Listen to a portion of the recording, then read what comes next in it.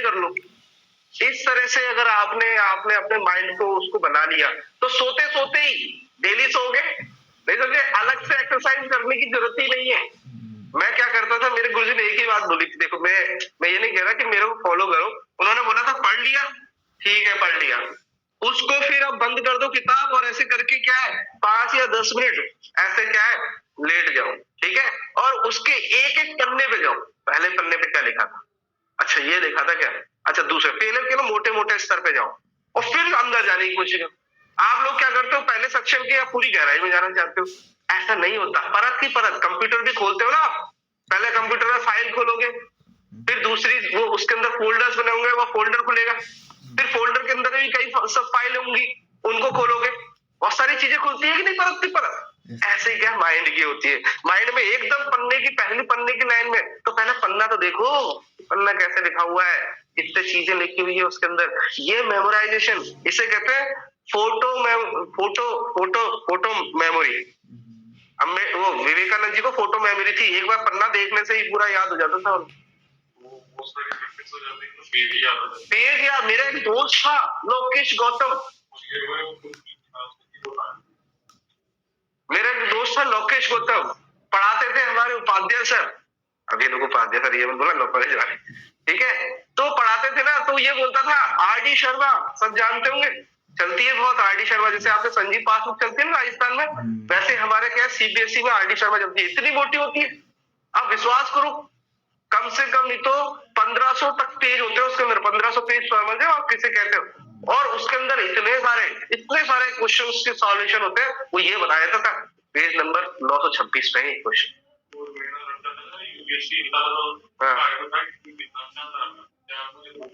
हाँ, तो कहने का मतलब क्या है, वो कैसे बताया उसने कि ये 926 पे पेज नंबर, वो फोटो मेमोरी थी उसकी, क्यों, क्योंकि उसमें हर पेज पे कितने क्वेश्चन है, कौन सा क्वेश्चन क्या कहता है, ये सब देख लिया था उसने। एक बार तो सर को बोल दिया सर आप गलत करा रहे हो, बोले, सर ने बोला कैसे, तो सर ने क्या है, एक तो टीचर को बहुत बुरा लगता है जब आप उसको क्या है गलत साबित करते हो, नहीं तो बोला कैसे, तो वो बोर्ड पे आया, उसने बताया ठीक है 2 क्लास क्या पढ़ लिया, ज्यादा हीरो बन गया, चल बैठ जा, पर वो हदोसाइज नहीं हुआ। और देखो उसकी राइटिंग ऐसी थी डॉक्टर जैसी, उसकी राइटिंग ऐसी थी,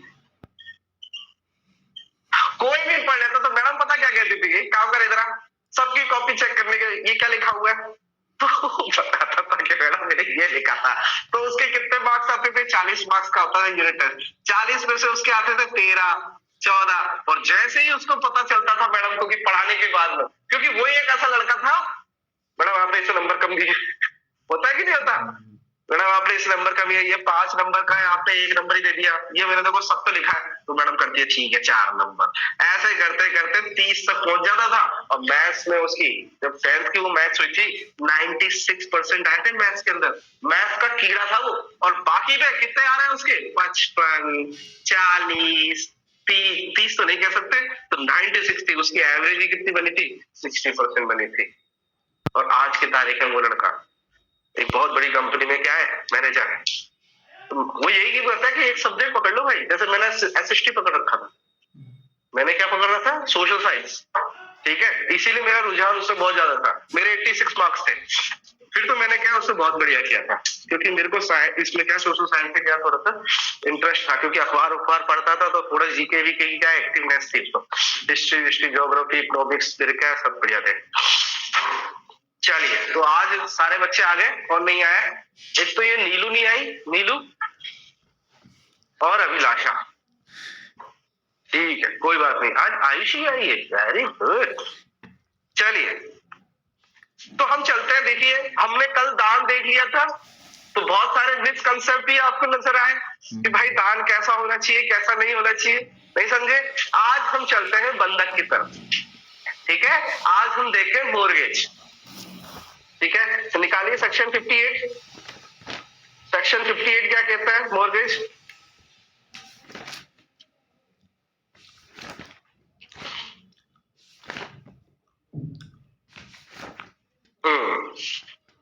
तो देखिए इसके अंदर जो जनरली आपके देखो मोर्गेज से पढ़ना क्या है आपने, मोर्गेज से पहले तो ये देखो कि मेरे को पूरा टॉपिक है, उस टॉपिक में से क्या चीज मेरे को देखनी है और क्या चीज नहीं देखनी है।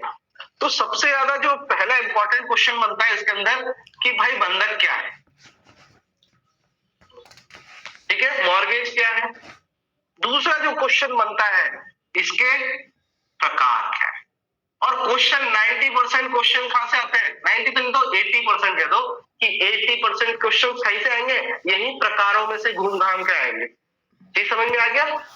आइए फिर वो बात कर रहा है आपके अधिकारों की, ठीक है, राइट्स की बात कर, राइट्स एंड लायबिलिटीज की बात कर रहा है। और दो व्यक्ति होंगे यहाँ पर, ए और बी। ए व्यक्ति जिसने क्या है अपनी चीज क्या है बंधक रखी है, उसको कहते हैं बंधक करता।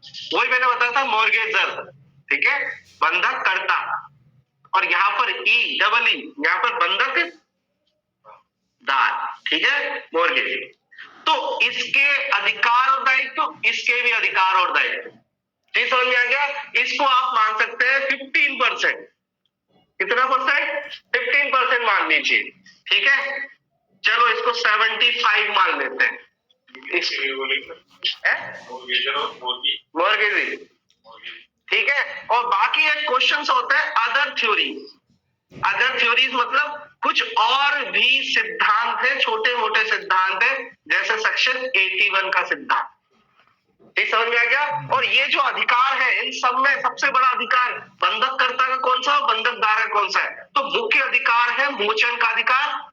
इससे क्वेश्चन बनते हैं ज्यादातर रिडेम्पशन। और ये है आपका पुरोबंध का अधिकार, फोरक्लोजर, ठीक समझ में आया, या विक्रय का अधिकार। मेनली अधिकार ये है। और बाकी यही सबसे ज्यादा सेक्शन है इसके अंदर, सेक्शन 60 से लेकर और सेक्शन 75 तक कंटिन्यू यही आ रहा है। ये समझ में आ गया। और लास्ट जो क्वेश्चन बनता है आपका वो बनता है चार्ज, भार क्या होता है। तो यही क्वेश्चंस है, आपको देखना है कि बंधक को इतना डीपली नहीं पढ़ना है, जो डीपली पढ़ना है 75% उस पर ज्यादा कंसंट्रेट देखना है। अधिकार और दायित्व भी एक बार देख लेना, बाकी जी चीजें हैं वो एसेंशियल नहीं है, वो आप बाकी की चीजें सारी 10% में लेके चलो। ये समझ में आ गया। आगे बात समझ में, तो हम चलते हैं बंधक पर कि बंधक होता क्या है। बहुत इजी वे में बताएंगे। शुरुआत की दो चीजें, आइए चलते हैं। मॉर्गेज, बंधक, देखिए बंधक और गिरवी में क्या अंतर है, सेम वही अंतर है कि वहां पर आप सिक्योरिटी के रूप में आप कोई बंधक ऋण भी लेते हो, सीधे कोई आप क्या ले रहे हो, ऋण लेते हो किसी से। ए को पैसे की जरूरत है तो वो पैसा किससे ले रहा है, मान के चलिए किसी बैंक से ले रहा है। ये समझ में आ गया कि उसको कितने पैसे की जरूरत है, उसको 20 लाख रुपए की जरूरत है। कितने लाख रुपए की जरूरत है, 20 लाख रुपए की। तो क्या करे, तो वो उसको पैसा चाहिए तो वो कुछ ना कुछ चीजें अपनी क्या कर देता है, गिरवी कर देता है। कौन सा समझ में आ गया। अगर वो मूवेबल चीज करता है, मूवेबल मतलब जंगम संपत्ति करता है, तो उसको कहते हैं गिरवी। क्या कहते हैं उसे, गहना सोना जो भी चल संपत्ति को करेगा, गिरवी रखेगा, रखेगा किसी के पास में, तो उसे क्या करें, उसे गिरवी कहते हैं। पर उसे स्थावर संपत्ति को करेगा तो उसे क्या कहते हैं, बंधक। तो प्रतिभूत के रूप में कोई चीज रखी जाती है, ये समझ में आ गया। जमानती के रूप में कोई चीज रखी जाती है, ये समझ में आ गया। किसके एवज में, इस उधार लिए गए ऋण के एवज में। कौन सा समझ में आ गया। तो जमानत चीज हो गई दोनों, जंगम और स्थावर। जब जमानती के रूप में कुछ चीज रखते हैं ताकि आप जो ऋण लिया है उसे चुका सकें, या भविष्य में कोई ऋण लेने वाले हैं या लेने वाले हैं, तो उसके लिए आप जो भी जमानत के रूप में रखते हैं उसे गिरवी, अगर जंगम संपत्ति की है और अगर स्थावर संपत्ति की है तो उसे क्या कहते हैं, बंधक। इसी में बहुत इजी है। गिरवी आपने देखा है कहां से कहां तक है, 171 से लेकर है 175 तक है शायद। कहां से कहां तक है गिरवी, 181 तक है। चलिए ठीक है, ये कॉन्ट्रैक्ट एक्ट में हमने पढ़ लिया था। और यहाँ पर कहां से कहां तक है, यहाँ पर है 58 से लेकर 90 9 तक मान लीजिए, क्योंकि 100 में तो क्या है, चार्ज आ जाता है, बाहर आ जाता है, और वो है 100 to 104। ये अलग कॉन्सेप्ट है, ये अलग कॉन्सेप्ट है। इसी में समझ लीजिए अलग कॉन्सेप्ट क्या है। देखिए इधर देखिए, गौर से देखिए, एक व्यक्ति ऋण लेता है बैंक से, ठीक है, अपने घर के एवज में, ठीक समझ में आ गया। तो कितने रुपए का लोन ले रहा है, 20 लाख रुपए का, और मकान की कीमत कितनी है, 50 लाख रुपए का। तो 20 लाख रुपए का बैंक में क्या इंटरेस्ट क्रिएट हो गया, इसका क्या हो गया, ट्रांसफर हो गया। मतलब ये घर 50 लाख का है, उसमें से बैंक का कितना हो गया, 20 लाख का इंटरेस्ट अंतरण हो गया। कौन सा समझ में आ गया। तो बंधक में क्या होता है, हित का ट्रांसफर होता है। इस घर में कितना हित हो गया बैंक का, 20 लाख का। पर भार में ऐसा कोई इंटरेस्ट में क्रिएट नहीं होता है, जी समझ में आ गया, पता नहीं चलता है कि वो कितना है। मेरी बात समझ में आ गया, वहां पर कोई इंटरेस्ट क्रिएट नहीं होता, बस यही सबसे बड़ी इसकी अंतर है। सबसे बड़ा अंतर क्या है, बंधक में इंटरेस्ट क्रिएट हो रहा है बंधक का, परंतु भार में नहीं पता चलता। उदाहरण के लिए देखिए, ये घर है, समझ में आ गया, ए व्यक्ति है जो अपनी वाइफ का भरण पोषण करने में असमर्थ है, या फिर क्या है, भरण पोषण नहीं कर पा रहा है, तो या फिर वो खुद कह देगा कि मेरी आय जो होगी ना प्रॉपर्टी से, ठीक है, उसमें से कुछ हिस्सा तू ले लेना। अब कितना ले लेना, कितना नहीं लेना, ये कोई स्पेसिफाइड नहीं है, ठीक समझ में आ गया। तो मतलब भार दिया है, ऐसे ही कोर्ट के आदेश से कि भाई इसकी संपत्ति में से जो भी चीज निकलेगी वो क्या है, किस पे भार होगा, उसका वाइफ का। इंटरेस्ट क्रिएट भी किया, ठीक समझ में आ गया, चार्ज डाला उस घर के ऊपर। और मैंने बताया था अगर ये किसी और को भी ट्रांसफर करेंगे तो यहाँ पर क्या है, औरत अपना हिस्सा लेकर अलग नहीं हो सकती, ठीक समझ में आ गया। वो साथ में क्या होता है, जाएगा, मैंने बताया था ना, लायबिलिटी भार साथ में जाता है, क्योंकि हम उसे क्या है, कोई अलग हिस्सा बना के नहीं कर सकते कि औरत बोल दे कि मेरा घर में हिस्सा है, तेरा केवल भरण पोषण का चार्ज डाल रखा है उसमें, और इसको कोई स्पेसिफाइड इंटरेस्ट नहीं है। इंटरेस्ट नहीं है तो वो अपने हिस्से को ले सकती है उसमें, बैंक तो बेच के ले लेगा, उसका तो 20 लाख का है। पर ये औरत का ऐसा कोई वो नहीं होता है, ये हमेशा प्रॉपर्टी के साथ में मिक्स होता है, चीज समझ आ गया, इसको डिवाइड नहीं किया जा सकता, ये समझ में आ गया। तो इसीलिए यहाँ पर क्या कर रखा है, दोनों को समझा रखा है।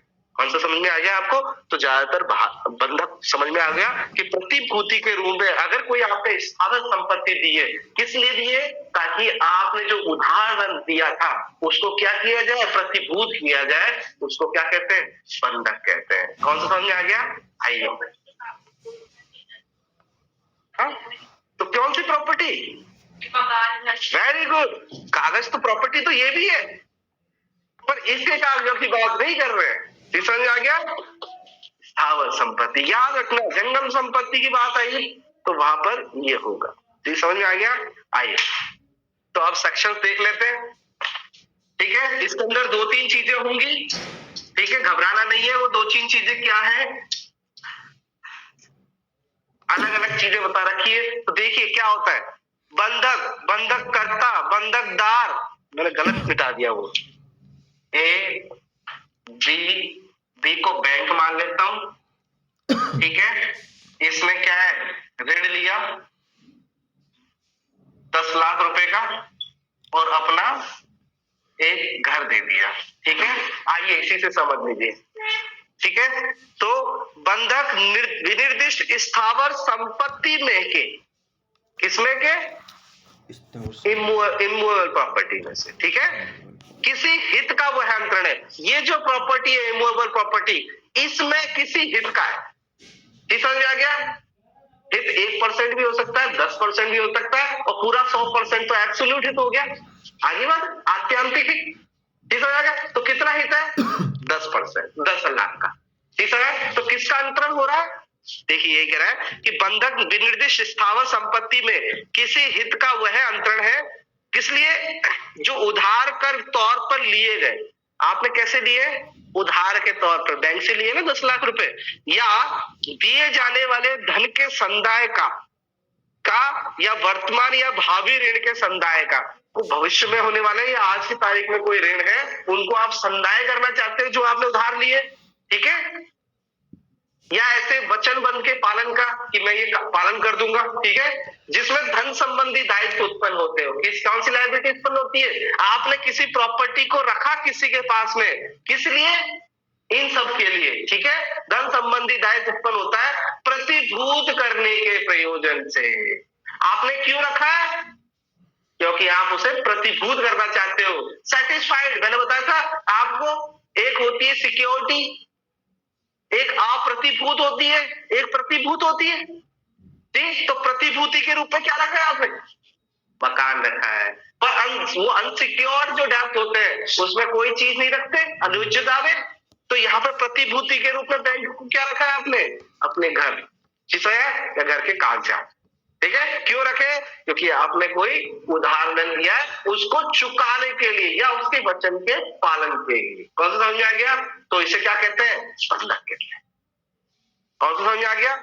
आइए नेक्स्ट चलते हैं। अंतरक, जिसने ट्रांसफर किया है उसको क्या कहते हैं? बंधक कर्ता, मॉर्गेजर, ठीक है।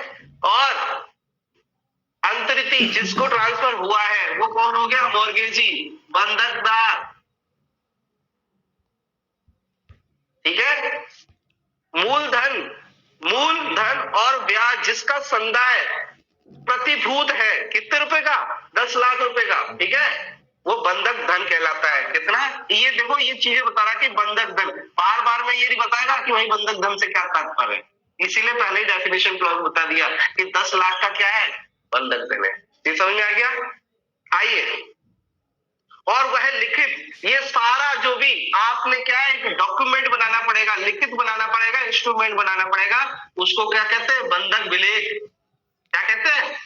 मॉर्गेज डीड, जैसे सेल डीड होती है, लीज डीड होती है, रेंट डीड होती है, इसको कौन सी डीड बोलेंगे? बंधक विलेख। चीज समझ में आ गया? हर किसी के ऐसे नहीं, हर किसी में नाम एक ही नाम दे, इसको कहते हैं बंधक विलेख। अब किसी को आपने 10 लाख के, और याद रखना हमेशा एक बात कि जो प्रॉपर्टी आप बंधक रख रहे हो ऑब्वियसली जितना पैसा लिया उससे ज्यादा की होगी। जो भी आपने लोन लिया है या जो भी आपने कर्जा लिया है, जो प्रॉपर्टी को आप जमानत के रूप में रख रहे हो वो ऑब्वियसली उस लोन से अधिक की ही होगी। क्यों? क्योंकि बाई चांस इसमें खराबी आ गई तो, प्रॉपर्टी में छोटी बहुत टूट फूट आ गई तो आपने घर तो दे दिया कि सर 50 लाख का है, पर अंदर जाके देखा पूरा सड़ रहा है, पूरी नींव खराब हो रही है, पूरा प्लास्टर निकल रहा है, तो बेचने जाएंगे 20 लाख का भी नहीं बिकेगा। समझ रहे हो ना आप? तो इसीलिए क्या है, आप किसी को पैसा देते हो, उधार देते हो, तो उसके एवज में ऑब्वियसली है कोई प्रतिभूति के रूप में अगर किसी स्थावर संपत्ति को लेगा तो वो आपने जितना पैसा दिया उससे ज्यादा की देगा। कौन सा समझ में आ गया? या कोई विवाद उत्पन्न हो गया या कुछ हो गया तो वो अपनी कम से कम वो तो करा दे। ये समझ में आ गया? आपने घर तो दे दिया पर वहां पर वो टूट जाएगा थोड़े दिनों बाद में, ऐसा भी तो हो सकता है। तो आप बोल रहे हैं सर वो 50 लाख की कीमत है, पर जैसे ही टूटने लगा तो सरकार उसे मुआवजा दे रही है मात्र 20 लाख का।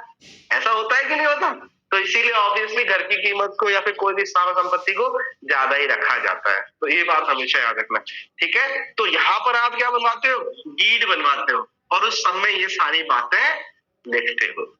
कॉन्सेप्ट क्लियर हो गया? तो ये देखो कितना आसान था, सेक्शन 58 कितना आसान था। यहां पर केवल किसकी परिभाषा बता रखी है? बंधक की परिभाषा बता रखी है, और उसके साथ बंधकदार कौन होता है, बंधककर्ता कौन होता है, बंधक धन किसे कहते हैं, और ये सब जिस भी डॉक्यूमेंट में बनाया जाएगा उसको क्या कहते हैं? बंधक विलेख कहते हैं। तो छोटी छोटी बातें बता रखी है। कॉन्सेप्ट क्लियर हो गया? आइए अब जो हमारा दूसरा इंपॉर्टेंट क्वेश्चन बनता है वो ये बनता है कि भाई ये बंधक कितने प्रकार के हो सकते हैं? सर ऐसा क्यों किया है? एक ही तरीका बता देते ना, सेल का एक तरीका है, दूसरे एक दान का एक तरीका है, इसका भी एक तरीका बता देते, इतने सारे तरीके क्यों बने? तो मैंने आपको शुरुआत में ही बताया था जब ट्रांसफर ऑफ प्रॉपर्टी एक्ट नहीं बना था, 1882 से पहले ट्रांसफर ऑफ प्रॉपर्टी एक्ट नहीं बना था, तो कुछ रेगुलेशंस बने थे, ठीक है। तो अंग्रेज अपने हिसाब से बनाते थे और राजा महाराजा अपने हिसाब से बनाते थे, और भारत विविधताओं का देश है, उत्तर प्रदेश में कुछ अलग थी चीज का बंधक किया जा रहा है, ये समझ में आ गया। पश्चिम बंगाल में अलग किया जा रहा है, मद्रास में अलग किया जा रहा है। तो आदमी जैसे जैसे सोच होती है वैसे वैसे बंधक रख देता है, ये समझ में आ गया। तो वो देखने के लिए तो सारे सही थे, तो इसीलिए क्या है, कैलकुलेशन जब किया गया था तो 6 प्रकार के बंधक जहन में आए। कितने? 5 प्रकार के बंधक जहन में आए, जिनके अंदर वो चीज एसेंशियल होती है। अभी आपको बता दूंगा, आप बोलेंगे नहीं सही है, सही है। तो 5 प्रकार के बंधक जहन में आए और फिर उनको लगा यार ये तो ऐसा नहीं होगा, आज भी तो आधा इधर से उठाया आधा कंटेंट इधर से उठाया, तो उन्हें लास्ट वाला एक और बंधक बताया, उसे कहते हैं विलक्षण बंधक। मतलब अगर हर एक बंधक की अलग अलग क्वालिटी होगी, जैसे आप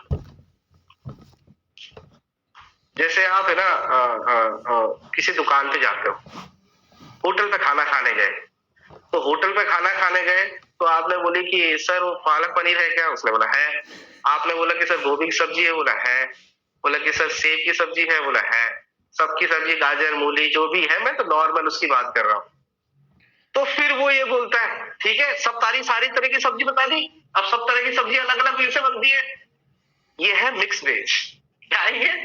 मिक्स वेज, यानी हर सब्जी का कोई ना कोई अंश इसके अंदर, पनीर के टुकड़े भी है, जो पालक पनीर था उसका पनीर भी है, गाजर भी है, बीन्स भी है, चीज समझ में आ गया। तो अगर हर एक कंटेंट अलग अलग चीज से, मतलब ये स्पेसिफाइड एक कंटेंट नहीं है, ये समझ में आ गया। तो यहाँ पर सभी का मिश्रित रूप हो गया, तो भी उसको कौन सा वो बोलेंगे बंधक? विलक्षण बंधक, क्योंकि अलग अलग प्रजातियों में, अलग अलग कस्टम्स में, अलग अलग जगह पे अपने अपने तरीके से वो हो सकता है। जैसे आप बताइए, जैसे मैडम ने बताया अभी कि आप किसी को पैसे उधार देंगे तो सबसे पहले क्या लेंगे? आप बताइए, मुझे आप ही बताएंगे। किसी को पैसा लेंगे, अपने राजस्थान के अगर कल्चर की बात करें तो सबसे पहले क्या लेंगे आप? उसके प्रतिभूति के रूप में क्या लेंगे? वो तो गिरवी हो गया, घर के कागजात, इसे कहते हैं हक विलेज। समझ आ गया कि भैया अपने कागजात रख जा, होता है कि नहीं रखता? तो आप उसका कब्जा उब्जा भले ही लो, समझ में आ गया। आपका घर उत्तर प्रदेश में और आप राजस्थान से उत्तर प्रदेश में गए, तो वो एक केवल यही कह सकता है भैया मैं तो उधर जाके कब्जा कर नहीं सकता, समझ में आ गया। तो तू एक काम कर, उत्तर प्रदेश वाले को बोलेंगे तू एक काम कर, अपने घर के कागज मेरे को लेके आ जा ओरिजिनल, समझ में आ गया। क्योंकि घर के कागज मेरे पास होंगे तो तू कुछ नहीं कर पाएगा, न ट्रांसफर कर पाएगा, ना किसी को सेल कर पाएगा, और ना किसी को अदरवाइज बंधक रख पाएगा। तो सबसे अच्छा है ना हक विले को अपने पास में निक्षेप कर लेना। तो हम लोग यही करते हैं, पर और भी कई तरीके हैं। यहाँ पर वही तरीके बता रखे हैं कि और कौन कौन से तरीके जहां पर आप अपनी प्रॉपर्टी को मोर्गेज कर सकते हैं। कौन सा समझ में आ गया? तो एक एक तरीका पढ़ने का कोशिश करते हैं यहाँ पर।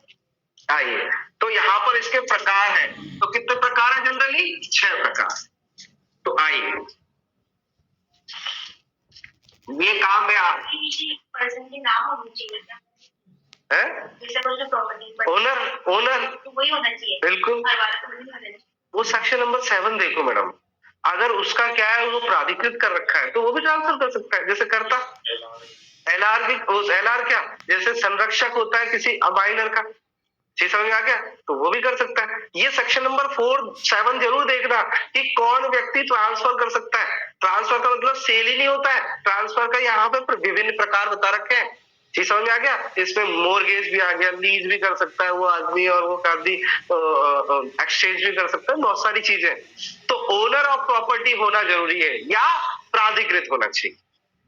पर आपने अपवाद भी देख लिया, अप्राधिकृत व्यक्ति भी कर रहा था, समझ में आ गया।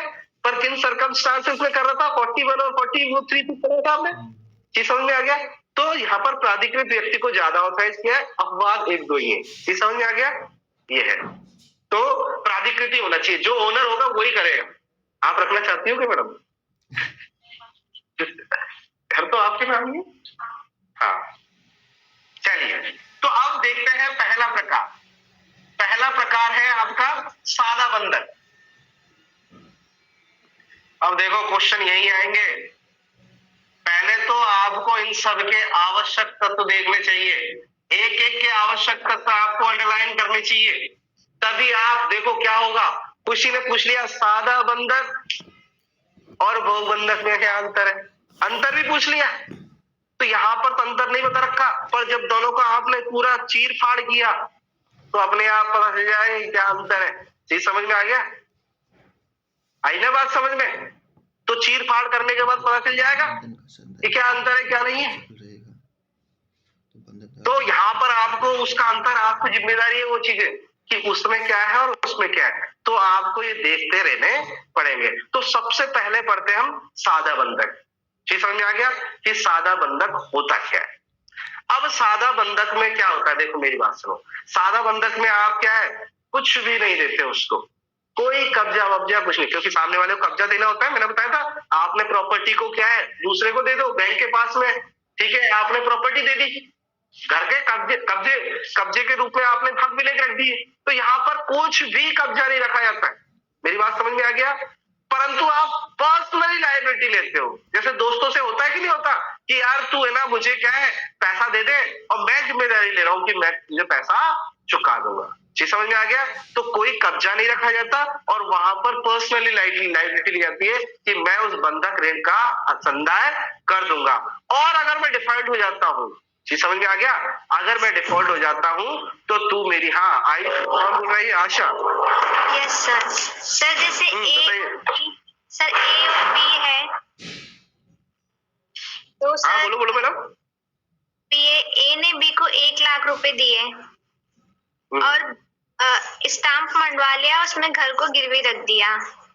और सर जो पैसे लिए थे ना 1 लाख रुपए वो वापस दे दिए, बट जो बी है जिसने स्टाम्प लिया था, घर गिरवी लिया था, तो उसने स्टाम्प को मतलब देने से मना कर दिया। वो बोल रहा है कि मुझे और पैसे चाहिए, तभी मैं घर को रिमूव करूंगा, मतलब अपने पास से छोड़ूंगा।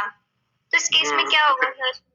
कुछ नहीं होगा, कुछ नहीं होगा मैडम, मुबारक हो, आप वापस ले सकते हो केस फाइल करके, क्योंकि प्यार से तो कोई देना नहीं चाहता, उसका हित आ गया उसके ऊपर, उसका मन ललचा गया, वो पैसे दिए थे 1 लाख रुपए, उसके चक्कर में 10 बीघा जमीन ले ली उसने, तो कौन देना चाहता है, नहीं समझे?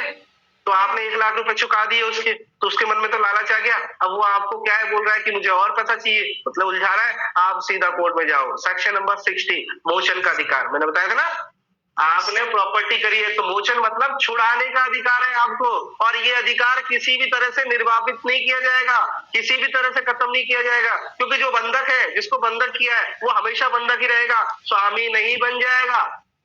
एक बार बंधक हमेशा के लिए बंधक, वो स्वामी नहीं बनेगा। ये कॉन्सेप्ट सुना है कि नहीं सुना आपने? वो हमेशा ही बंधकदार ही रहेगा। वो अपना, भले ही उसने कंटेंट में साफ डॉक्यूमेंट में विलेख में लिखवा लियो कि 10 साल बाद, यानी 10 तू सुनो 1 साल बाद अगर तूने पैसा नहीं दिया तो मैं इसका स्वामी हो जाऊंगा, तो इस तरह का भी कॉन्टेक्ट लिखा लिया तो भी क्या होगा, वो शून्य होगा, क्योंकि वो बंधकदार है और हमेशा ही बंधकदार रहेगा। एक बार बंधक, once be a mortgage, always be a mortgage। एक बार जो बंधकदार बन गया वो हमेशा ही बनता रहेगा, चाहे शर्तें कुछ भी लगा ले। जी समझ आए? क्योंकि उसने किसी पर्पस सेल करने का ऑब्जेक्ट थोड़ी था, उसका तो ऑब्जेक्ट क्या था, उद्देश्य क्या था, मॉर्गेज करने का, ताकि बाद में मैं प्रॉपर्टी को ले लूं। तो लोग बोलता है नहीं नहीं नहीं, अब आपके इसके अधिकार को कुछ भी हनन नहीं होने देंगे। कौन समझ आ गया? ये कहना चाहता है। तो वो जो आदमी केस नहीं कर रहा उसको उस प्रॉपर्टी से प्यार नहीं है। समझ आ गया? अगर कोई आदमी ऐसा है ना जो इस तरह से धमकी दे रहा है या ऐसे कर रहा है, सीधा आप क्या करिए, 420 का केस करिए और सीधा क्या है सूट फाइल कर दीजिए उसके खिलाफ, अपने आप अगले दिन आ जाएगा। और नोटिस से ही डर जाते हैं आदमी तो क्योंकि लीगल आदमी हो आप तो। हाँ मैडम एक बात बता दूंगा आपको, कौन सा बंधक किया है पता है?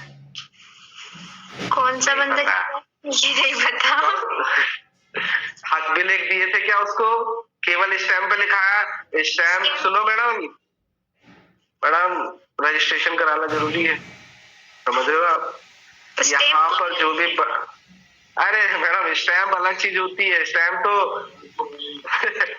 एक कंसेंट होती है। स्टैम्प पे तो कुछ भी लिखा लो आप, लड़का लड़की शादी करते हैं वो स्टैम्प पे तो शादी करते हैं, पर उनकी शादी वैलिड होती है क्या? कोर्ट में जो शादी करके आते हैं ना, वकील बोल देता है हाँ तुम्हें स्टैम्प पे शादी करवा देते हैं, वो शपथ पत्र और लिखवा देते हैं सारा चीजें। It's only a consent. Consent क्या है कि हम रजामंद है। जी समझ में आ गया? शादी के लिए कंसेंट नहीं दे सकते, वो एज के लिए कंसेंट दे रहे हैं मात्र। अगर इसका वैल्यूएशन देखा जाए तो वो केवल क्या कंसेप्ट दे रहे हैं कि हम 18+ है, बस उसका वैल्यूएशन इन केस एविडेंस में कोई महत्व नहीं है। तो आपका स्टैम्प बना रखा है ना मैडम, ये गलत है।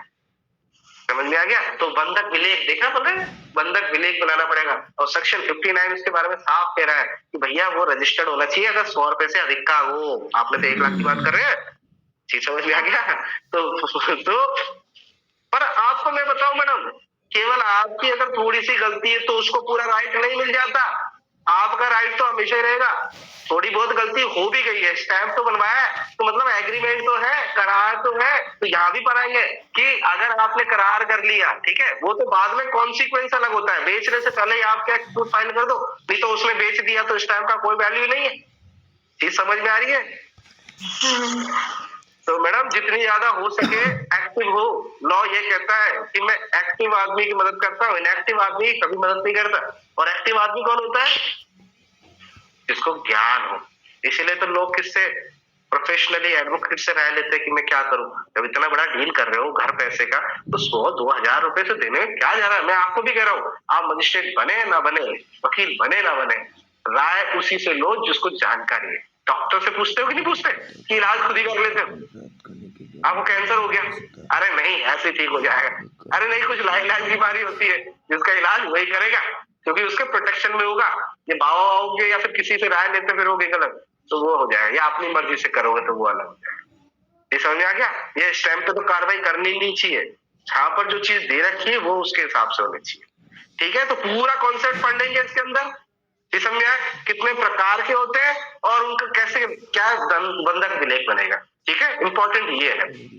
आइए तो अब चलते हैं सादा बंधक पे। तो मैं क्या कह रहा हूं, आपने उसका कोई कब्जा नहीं दिया, पर आपने पर्सनल लायबिलिटी ली है। क्या लायबिलिटी ली है? कि मैं इसका पैसा अदा कर दूंगा, मैं इस ऋण को संदाय कर दूंगा, ठीक है, मैं खुद जिम्मेदारी लेता हूं। और अगर मैं नहीं कर पाता, ठीक है, तो तुम मेरी प्रॉपर्टी, कोई सी भी प्रॉपर्टी है, सूट फाइल के वसूल कर लेना। कौन सा समझ में आ गया? तो आइए देखते हैं कौन सा सादा बंधक। जहां की बंधककर्ता बंधक संपत्ति का कब्जा परिदत्त किए बिना, देखो अंडरलाइन कर लीजिए, यहां पर कोई पोजीशन नहीं देता। तो पहला पॉइंट लिख दीजिए, कब्जा नहीं दिया जाता या कब्जे की अनुपस्थिति। ठीक है, बंधक धन चुकाने के लिए अपने आप को व्यक्तिगत आबद्ध करता है। तो देख लेना, यहाँ पर पर्सनली लायबिलिटी लेता है। अरे मैं बैठा हूं ना, क्या जरूरत है? तो यहाँ पर पर्सनली लायबिलिटी लेता है। तो अंडरलाइन कर लीजिए दूसरा, व्यक्तिगत जिम्मेदारी लेता है बंधक धन चुकाने के लिए। ठीक है, और अभिव्यक्त या विवक्षित तौर पर क्या करता है? करार करता है, अर्थात वो एक एग्रीमेंट करवाता है। देखो आप, देखो यहाँ केवल मुंह की बात तो मान नहीं सकते आप, वो सामने वाला बोल रहा है, कब्जा भी नहीं दे रहा और प्रॉपर्टी पे क्या है, वो अपनी लायबिलिटी भी ले रहा है, तो हम कैसे मान ले? आदमी तो मुकर जाएगा। तो उसके लिए क्या कराते हो आप? करार कराते हो। करार में कुछ शर्तें और वो सब होती है, सारी चीजें, नहीं समझे? तो वहां पर क्या है, अभिव्यक्त और विवक्षित तौर पर करार करता है कि उस संविदा के अनुसार। अब करार को क्या होता है? ऐसा करार होना चाहिए जो विधि द्वारा प्रवर्तनीय है। तो किसमें बदल जाएगी? वो संविदा में तब्दील हो जाएगी। ठीक है, तो उस संविदा के अनुसार संदाय करने में, जैसे उसने संविदा में लिखा था ना कि अगली फसल को मैं दे दूंगा, अगले साल दे दूंगा, ठीक है, जो भी संविदा में शर्त होगी उस अनुसार करने में असफल रहने की दशा में, अब जिसको आपने क्या पैसा लिया था बंधकदार से, बंधकदार बंधक संपत्ति का क्या करा सकता है? पहला पॉइंट, सेल करा सकता है। क्या करा सकता है? इसे सेल करा सकता है। ठीक है, और क्या करा है? विक्रय के आगमों को जहां तक आवश्यक हो बंधक धन में संदाय में उपयोजित करने के अधिकार होगा। तो सेल कराने के बाद जो भी पैसा आया, ठीक है, उसको वो अपने मध्य क्या है, शोध कर लेगा और बाकी रकम उसको लौटा देगा। ठीक है, और वह संविदा के सादा बंधक और बंधकदार सादा बंधकदार कहलाता है। चीज समझ में आ गया? तो आपने क्या है, किसी कब्जा नहीं दिया प्रॉपर्टी का, पर पर्सनल लायबिलिटी ले ली कि मैं उसका दे दूंगा, तो एग्रीमेंट बनाना पड़ेगा। चीज समझ में आ गया? एग्रीमेंट बनाना पड़ेगा और उसको क्या कराना पड़ेगा? उसको क्या है, उसको एग्रीमेंट बनाना पड़ेगा और शर्तें लिखनी होगी। ठीक है, कि मैं इन शर्तों को पालन करूंगा, और उन शर्तों को पालन करने में असफल रह जाता है, तो वहां पर क्या है, वो व्यक्ति, जो दूसरा व्यक्ति है, उसकी संपत्ति को क्या करा सकता है? सेल करा सकता है। ये समझ में आ गया? और उसमें से जितने ही पैसे हैं वो ले सकते हैं। अब क्वेश्चन आता है कि सर वो तो कॉन्ट्रैक्ट बना रहा है, सेल डीड बना रहा है, सॉरी क्या है, कॉन्ट्रैक्ट लिख रहा है। चीज समझ में आ गया?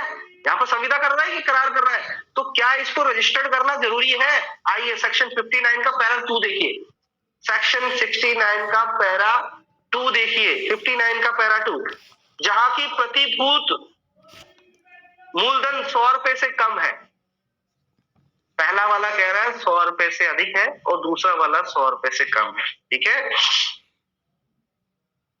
तो 100 रुपए से कम है, वहां बंधक या तो दो ऑप्शन है आपके पास में, आपने कॉन्ट्रैक्ट बनाया ना, तो आपको दो ऑप्शन है, या तो उसे क्या अनुप्रमाणित करके रजिस्ट्री करा लीजिए, या दूसरा पॉइंट क्या कह रहा है, लिखित द्वारा, ठीक है, या संपत्ति के परिधान द्वारा, या उसको मौखिक रूप से भी क्या है आप परिधान करा सकते हो, केवल कॉन्ट्रैक्ट कराने की जरूरत है। चीज समझ में आ गया?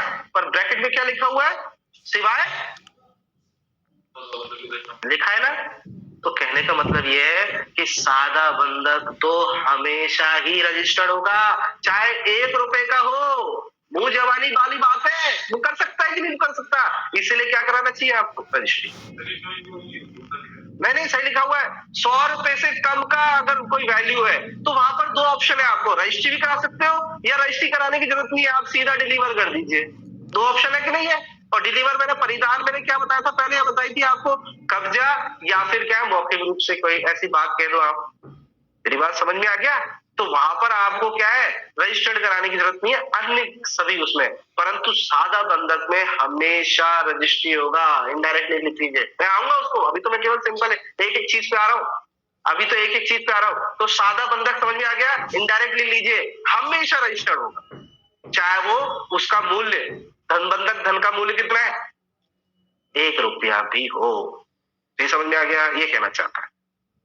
तो ये चीजें हमेशा याद रखनी चाहिए, क्योंकि उसने सामने वाले ने पर्सनल लायबिलिटी दी है, कब्जा दिया नहीं है, तो आपके हाथ में क्या है, कुछ भी नहीं है। समझ में आ रहा है? आप मोटे बुद्धि से तो सोचो, आपके हाथ में कुछ नहीं है, कब्जा भी नहीं दिया, तो आप तो कौन से हो गए, अनसिक्योर्ड हो गए। कौन सा डेट बनता जा रहा है, इनडायरेक्टली अनसिक्योर्ड हो रहा है, क्योंकि कब्जा लिया नहीं है, पर्सनल लायबिलिटी ले रहा है, बात वो करिएगा तो इनसिक्योरिटी तो डेथ हो गया। तो इससे बढ़िया क्या करिए, लॉ कहता है कि उसे क्या कराइए आप, रजिस्टर्ड कराइए। ये समझ में आ गया? तो रजिस्टर्ड भी कराना होगा, अनुप्रमाणित भी कराना होगा, हस्ताक्षर भी कराना होगा। तीनों चीज समझ में आई कि नहीं आई? क्योंकि सामने वाले ने आदमी ने कब्जा दिया है और केवल पर्सनल लायबिलिटी दी है। जी समझ में आ गया? लोग कहता है पर्सनल लायबिलिटी से वो कर सकता है, तो करार से कुछ नहीं चलेगा, एग्रीमेंट बना लिया तो कुछ नहीं चलेगा। आपको क्या कराना होगा, सादा बंधक को रजिस्टर्ड कराना ऑलवेज। आगे बात समझ में, ये समझ आ गया? तो 3 चीज कंटेंट आई इसके अंदर। पहला कंटेंट ये था कि कब्जा नहीं दिया, दूसरा कंटेंट ये था पर्सनल लायबिलिटी दी है, और तीसरी बात ये कह रहा है कि अगर असफल हो जाता है तो वो क्या करेगा, सेल करा देगा। स्टार बना के लिख लीजिए या समझ लीजिए, सेल ऐसे ही नहीं कर देगा, आप असफल हो गए, वो आपकी प्रॉपर्टी को उठाया और सेल कर दी, ऐसे नहीं करेगा। वो क्या करेगा, कोर्ट में जाएगा। मेरी बात समझ में आ गया? क्या करेगा वो, कोर्ट में जाएगा। कोर्ट में जाने के बाद में एक सेक्शन है, सेक्शन 67, पूर्वबंध की डिग्री लेगा। काय की लेगा, फोरक्लोजर के लिए कोर्ट में जाएगा। चीज समझ में आ गया? और कोर्ट उसे अलाउ करेगी तो उसको क्या सेल करवाएगा बाद में। कौन समझ में आ गया? अगर देखो दो ऑप्शन है उसके पास, उपचार भी देखो, एक तो आवश्यक तत्व देखना है और दूसरा उसमें क्या उसको उपचार मिल रहा है, ये भी इंपॉर्टेंट है। क्योंकि सामने वाला तो मुकर गया तो आप उसे इन्फोर्स कैसे कराओगे, उपचार कराना जरूरी है। जैसे मैडम का फोन आया अभी आया था कि सर मैं क्या करूं, तो उपचार बताओ मैं आपको। आप फोरक्लोजर की सेक्शन 67 कार्रवाई कर सकते हो, सूट ला सकते हो फोरक्लोजर का कोर्ट में जाके, ठीक है, पर मैं वहां बताऊंगा कब ला सकते हो। जी समझ में आ गया? सामने वाले के व्यक्ति के मोचन कराने से पहले ही क्या है, मोचन का अधिकार हमेशा बना रहता है, और उसके कराने से पहले आप क्या ले आइए, सूट लेके आ जाइए। किसका, ये। और दूसरा सूट क्या होता है, ये ऑर्डिनरी सूट है। कौन सा रूप सूट है, बंधक ऋण को प्राप्त करने के लिए बाद। जी समझ में आ गया? कौन सा सूट है, सामान्य सूट, जो सिविल न्यायालय में जाके करा सकते हो। कौन समझ में आ गया? 2 तरह के सूट है, पूर्वबंध की डिग्री के लिए भी सूट कर सकते हो, और जैसे डिग्री आ जाती है सेल के लिए कार्रवाई करवा सकते हो निष्पादन के तहत। एक तो वो सूट हो गया, और दूसरा रेगुलर सूट भी ला सकते हो कि सर इसने मेरा पैसा लिया था, चुकाया नहीं। कौन सा समझ में आ गया? तो 2 तरह की कार्रवाई, केवल यही इंपॉर्टेंट है, बाकी चीजें तो इंपॉर्टेंट नहीं है। बाकी चीजें तो ऐसी अधिकार और दायित्व क्या है, इतना इंपॉर्टेंट नहीं, चीज ये समझ लो। ठीक है, तो आपने आवश्यकता तो देख लिए 3 और यहाँ पर उपचार भी देख लिए। ऐसे हर एक चीज की चीजें देखते जाते हैं। तो आई होप आपको पहला चीज समझ में आ गया। आइए दूसरे पे चलते हैं। नाम से ही पता चल रहा है, शर्त विक्रय द्वारा बंधक। आपने ऐसी कोई शर्त लगाई जिसमें इनडायरेक्टली क्या है, वो विक्रय हो चुका है।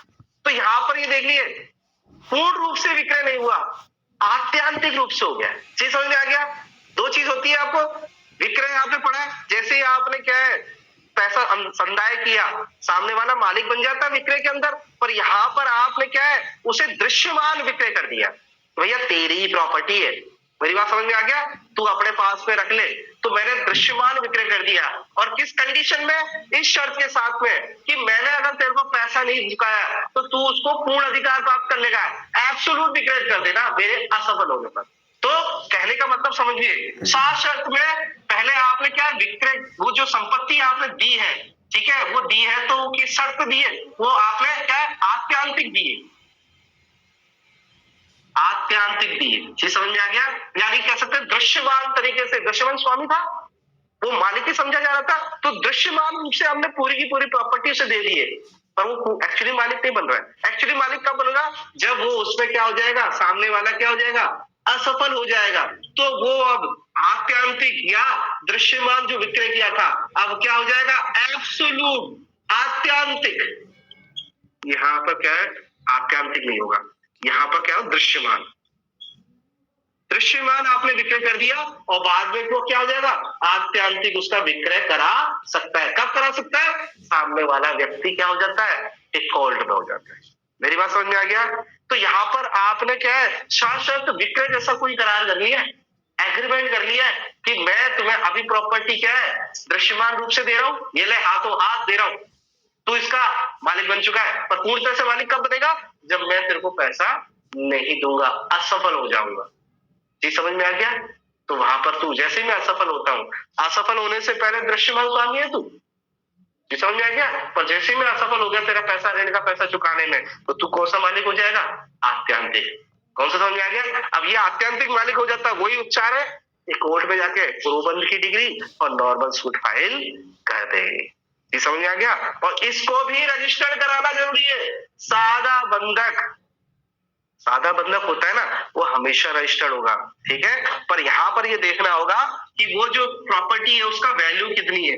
अगर वो 100 रुपए से अधिक है तो उसका हमेशा रजिस्टर्ड होगा, और वो 100 रुपए से कम है तो वहां पर क्या है, जरूरी नहीं है उसको रजिस्टर्ड ही कराया, उसका परिधान भी किया जा सकता है। तो ये चीज देखना, ठीक है।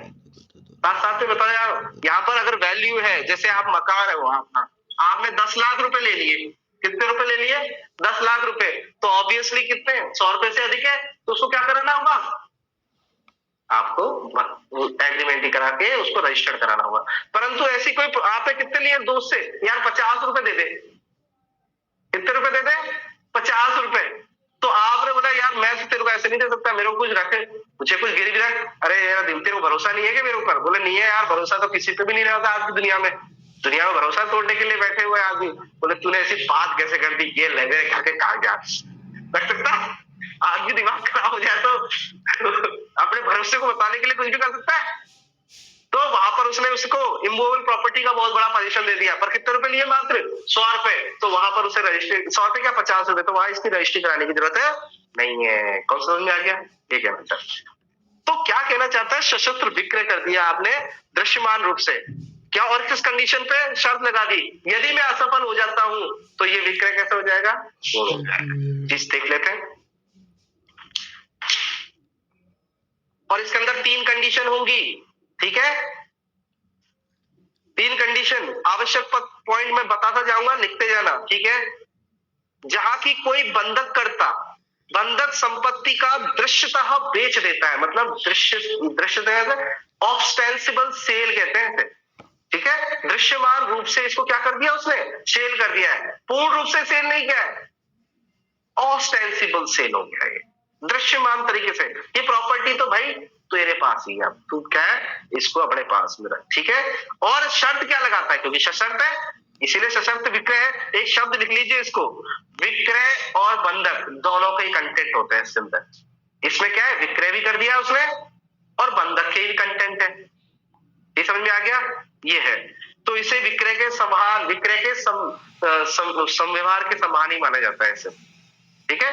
एब्सोल्यूट कब हो जाएगा, जब वो असफल हो जाएगा। अब देखो ये क्या कह रहा है, पहला पैरा, सशर्त पर कि किसी निश्चित तारीख को, अब यार तारीख बहुत इंपॉर्टेंट है, कि मैं तुझे 5 तारीख को क्या ये पैसा दे दूंगा, आज की तारीख को तो दे दिया है, पर अगले 5 तारीख को ये पैसा दे दूंगा, और नहीं दे पाया तो तू बेच देना इस प्रॉपर्टी। ऐसा हो सकता है कि नहीं हो सकता, कि सशर्त पर, इस शर्त पर कि किसी निश्चित तारीख को बंधक धन के संदाय में व्यतिक्रम होने पर, व्यतिक्रम मतलब असफल होने पर, वो जो विक्रय किया था दृश्यमान, वो कैसा हो जाएगा, अंडरलाइन कर लीजिए, आत्यांतिक हो जाएगा। तो दूसरा पॉइंट लिख लीजिए, शर्तों की पालना। क्या दूसरा पॉइंट क्या है, शर्तों की पालना। अब शर्तों की पालना में पहला पॉइंट क्या है, एक तारीख को अगर वो असफल हो जाता है, निश्चित तारीख को असफल होने पर विक्रय क्या हो जाएगा, आत्यांतिक हो जाएगा। पहला पॉइंट ये लिख लीजिए, शर्तों की पालना में पहला पॉइंट क्या गया, कि शर्तों की पालना में उस तारीख को, निश्चित तारीख को, दिनांक को असफल रहने पर क्या हो जाएगा, विक्रय एब्सोल्यूट है। दूसरा पॉइंट लिखिए, शर्तों की पालना में यदि उसी समय अवधि में जितना निश्चित किया था, उसका जो ऋण लिया था वो संदाय कर देता है, तो जो उसने दृश्यमान विक्रय किया था वो क्या हो जाएगा, शून्य हो जाएगा। जब पैसा चुका दिया उसने लिमिटेड टाइम में, या टाइम बहुत बेटर है, लिमिटेड टाइम में पैसा दे दिया, तो जो विक्रय किया था दृश्यमान रूप से वो क्या हो जाएगा, शून्य हो जाएगा। देखो दूसरा पॉइंट, इस शर्त पर ऐसा संदाय किए जाने पर, आपने कंडीशन दी थी ना कि निश्चित तारीख पे दे दूंगा, तो उस शर्त के संदाय किए जाने पर विक्रय क्या हो जाएगा, शून्य हो जाएगा। तो इसको दूसरा पॉइंट ये लिख दीजिए, निश्चित तारीख को संदाय पर, पहला क्या था, निश्चित तारीख को संदाय नहीं करने पर। 3 पॉइंट बना रहा हूं मैं, ये समझ में आ रही है। तो पहले पॉइंट में था विक्रय आत्यांतिक हो जाएगा एब्सोल्यूट, और अगर संदाय कर दिया तो वो जो विक्रय किया था दृश्यमान विक्रय वो क्या हो जाएगा। और तीसरा पॉइंट लिखिए, तीसरा पॉइंट ये कहता है, अब ये भी बहुत इंपॉर्टेंट है, कि भाई जो भी क्या है आपने क्या है संदाय कर दिया, तो अब क्या करोगे, कब्जा उब्जा लोगे अगर कोई बात दे दिए तो, ठीक है। तो ठीक है, यहां पर वो कह रहा है कि जो आपने एग्रीमेंट बनाया था, याद है आपने एग्रीमेंट बनाया था, एग्रीमेंट बनता है, शर्त बन रही है तो एग्रीमेंट तो हमेशा बनेगा, याद रखना, क्योंकि रजिस्टर्ड हो रहा है, सब कुछ हो रहा है। तो इस शर्त पर कि ऐसे संदाय किए जाने पर क्रेता वह संपत्ति विक्रेता को अंतरित कर देगा, वहां ऐसा संव्यवहार इस विक्रय द्वारा बंधक और बंधकदार के संबंध द्वारा बंधकदार कहलाता है। कहने का मतलब ये है, कहने का मतलब ये है कि वो एक दूसरे को ट्रांसफर कर देगा प्रॉपर्टी को, जो मैंने दृश्यमान तरीके से अंतरित शब्द लिखा हुआ है उसको क्या है, वापस दे देगा। आइए तो इसमें लिखिए, बंधक धन अदा करने पर संपत्ति वापस लौटानी होगी। तीसरा पॉइंट लिख लीजिए, शून्य भी हो रही थी और यहां पर क्या है, वापस भी लौटाई जाएगी।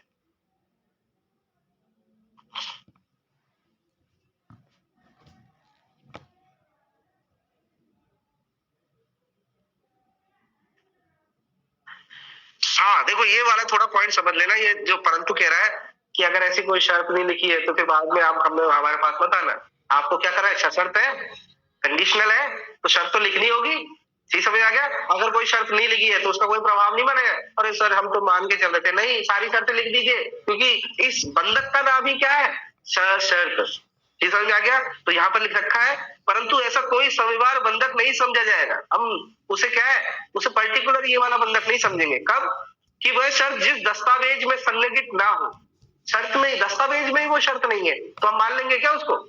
तो ये कहना चाहता है जब तक कि वह शर्त उस दस्तावेज में सन्निविष्ट ना हो जिसमें विक्रय किया गया है या विक्रय किया जाना तात्पर्य है। मतलब कहने का मतलब है कि आपको क्या बनाना है, एक तीसरा पॉइंट और बना लीजिए। पहला पॉइंट अलग था, ठीक है, दूसरा पॉइंट ये था, तीसरा पॉइंट लिखे कि बंधक विलेख बनाना पड़ेगा शर्त युक्त होकर। आगे बात समझ में, ये कहना चाहता है अगर उस बंधक विलेख बनाना होगा, तीसरा पॉइंट ये होगा, और उस बंधक विलेख में क्या होगा, हर एक शर्तों को स्पष्ट रूप से लिखना होगा। अगर आपने नहीं लिखी है तो उसमें हम आपकी क्या है, उस शर्त को मानने के लिए बाध्य नहीं है। कौन सा समझ में आ गया। और वही है कि इसका रजिस्ट्री क्या होता है, क्योंकि देखो इसका रजिस्ट्री हमेशा क्या होता ही है, ठीक है। पर वही वैल्यूएशन है, अगर 100 रुपए से अधिक है तो रजिस्ट्री कराएंगे, और 100 रुपए से कम है तो वहां पर रजिस्ट्री कराने की जरूरत है नहीं है। इस चीज को हमेशा याद रखिए। तो आई होप आपको समझ में आ गया कि सशस्त्र विक्रय एक तरह से विक्रय ही कर दिया गया है दृश्यमान रूप से, ये समझ में आ गया। और अगर आपने उसमें असफल हो गए तो वो विक्रय क्या हो जाएगा, दृश्यमान हो गया, वो क्या हो जाएगा, पूर्ण हो जाएगा। कौन समझ में आ गया। अगर आपने निश्चित तारीख को संदाय नहीं किया और संदाय कर दिया तो वो जो विक्रय किया था दृश्यमान तरीके से वो क्या हो जाएगा, शून्य हो जाएगा। कौन सा हो जाएगा, और वापस प्रॉपर्टी आपके पास में आ जाएगी। कौन समझ में आ गया। अंतरिक्ष को है हाँ यही कर सकते हो। आइए अब नेक्स्ट वाला कौन सा है,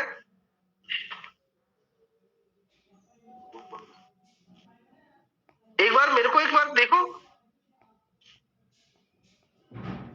ठीक है। भोग बंधक, चलो भोग बंधक पे आते हैं। अब नाम से ही पता चल रहा है भोगी आदमी है, क्या पता चल रहा है। और इसके उपचार ज्यादातर मैं क्यों लिख रहा हूं ये उपचार भी, क्योंकि एक दो में क्या उपचार अलग आ जाएंगे। जैसे भोग बंधन में आप उपचार आप नहीं कर सकते, ये समझ में आ गया। मैं क्यों उपचार को भी साथ साथ में दे रहा हूँ, आवश्यक तत्व के साथ में उपचार भी देखने, क्योंकि भोग बंधक में आपको कोई उपचार नहीं मिलेगा। जब प्रॉपर्टी दे दी आपको, भोग बंधक क्या होता है, देखो एक बार देखिए। ए व्यक्ति ने बी व्यक्ति से 1 लाख रुपए लिया, कितना लाख रुपए लिया, 1 लाख रुपए, पर बी को अपना क्या है, घर दे दिया, हो सकता है, ये समझ में आ गया। और उसने पर्टिकुलर लिख दिया कि आप इसे क्या करिए, भोग करिए, एंजॉय करिए, चीज समझ में आ गया। तो अब इसकी क्या जिम्मेदारी है कि वो भोग करने के लिए दी है, तो इसको रेंट पे चढ़ा दे भाई, क्या कर दे, रेंट पे चढ़ा दे, और उस पर जो भी किराया आता है अपना वसूल करता है, बुक करता है। कौन समझ में आ गया। या फिर ऐसा भी हो सकता है, मैं जयपुर गया और मेरे जयपुर वाले दोस्त ने बोला कि यार मेरे को है ना 50,000 की जरूरत है, तो उसने बोला, मैंने बोला यार ठीक है मैं दे रहा हूँ तेरे को 50,000 रुपए, ये समझ में आ गया।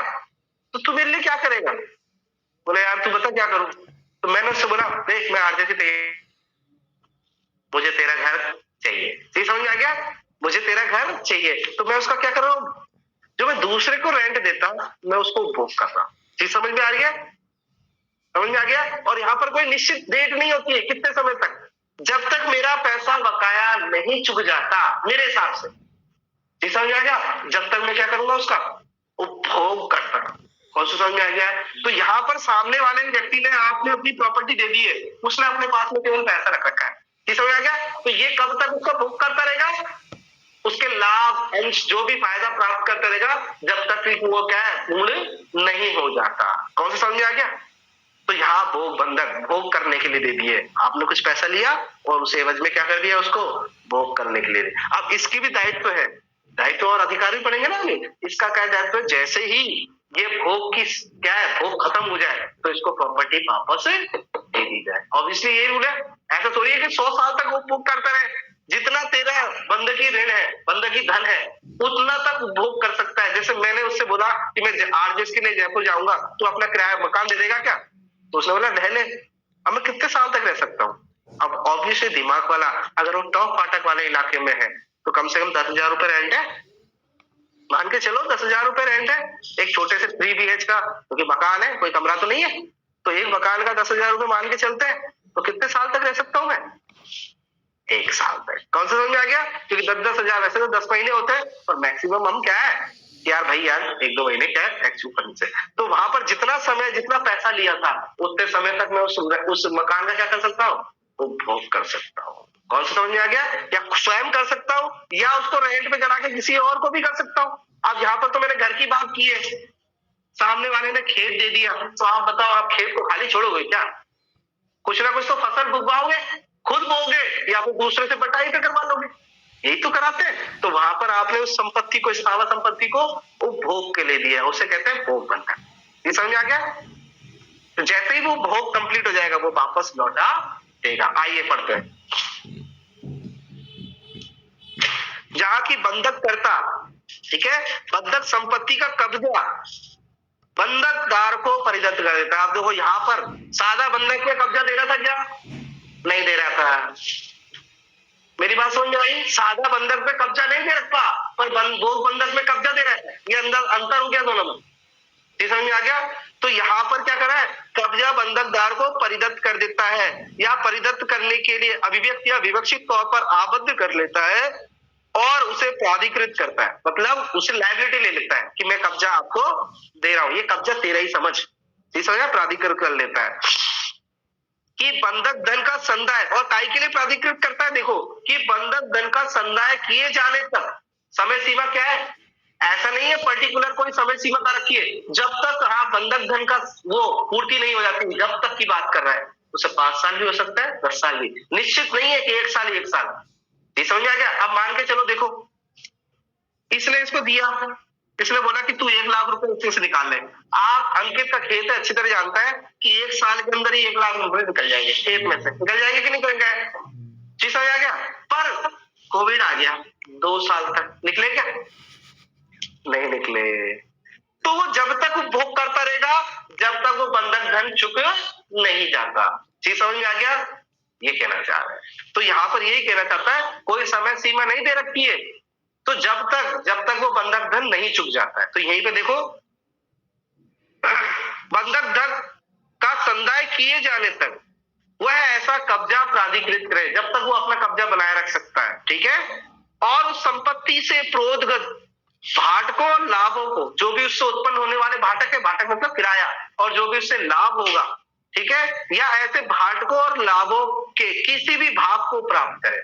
मतलब कोई भी पार्ट है उसको को प्राप्त कर सकता है, और उन्हें ब्याज मध्य या बंधक धन के सद्दाय, यानी जो भी ब्याज है या फिर कोई जो मैंने पैसा लिया, बंधक धन लिया है, उसके मध्य धन के संदाय में, या भागते हैं ब्याज है वहां पे संदाय में विनियोजित कर ले, अपने हिस्से में क्या कर ले? मर्ज कर ले। जी समझ में आ गया?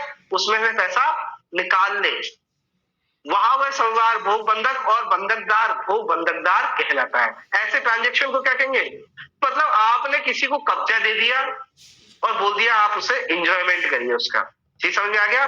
कितने समय तक? जितने समय तक उस पैसे को आप क्या है? प्राप्त नहीं कर लेते। कौन समझ आ गया? और जैसे आप प्राप्त कर लेते हो तो उसे अपने जो भी है उसमें एडजस्ट करते रहना। जैसे मेरा अपना खेत है, आम का बाग है, आपने मेरे से कितने रुपए लिए? अंकित ने मेरे से बोला कि सर मुझे 50,000 रुपए की जरूरत है, मुझे दे दो। अंकित ने बोला कि, मैंने बोला ठीक है, पर अंकित अपना क्या है? आम का बाग मुझे दे दो, ठीक है। अब आम का कब्जा दिया उसने, खेत का, ठीक है, बाग का।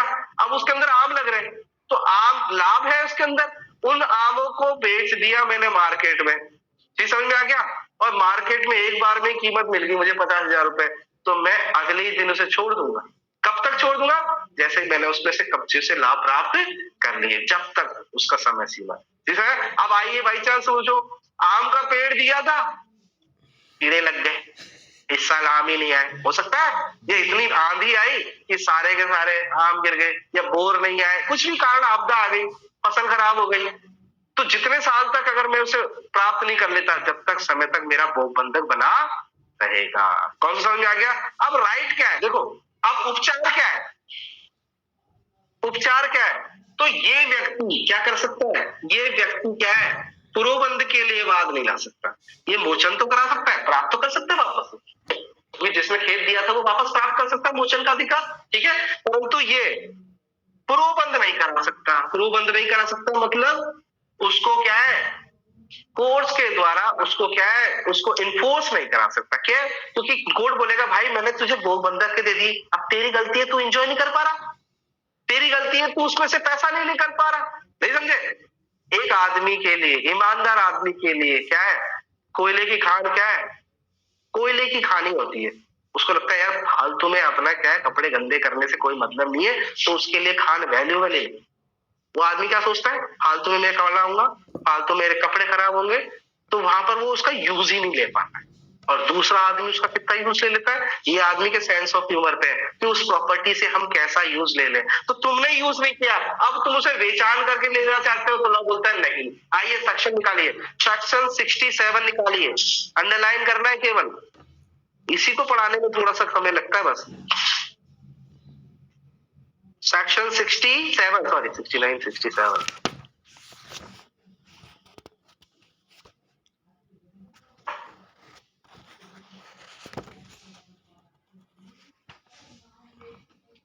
ठीक है। इसके अंदर जो पहली शब्द लिख रखा है धारा की किसी बात के लिए इन्हें समझा जाएगा, तो देखिए इसके अंदर थोड़ा सा है, भोग बंधक करार को अपनी वैसी है